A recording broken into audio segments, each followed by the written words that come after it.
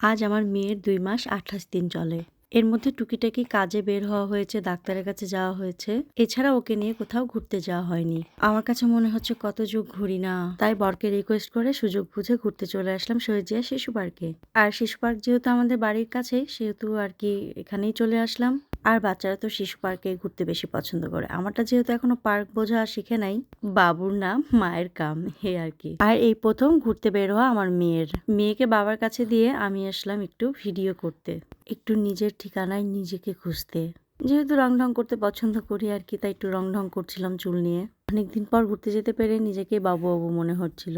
মেয়েকে বরের কাছে দিয়ে দিয়েছি আর দেবরকে ট্রলি, আর আমি হলাম বিন্দাস। বেশিক্ষণ থাকি নাই ভেতরে, অনেক বাতাস হচ্ছিল আর আমাদের গেস্টও চলে আসছিল।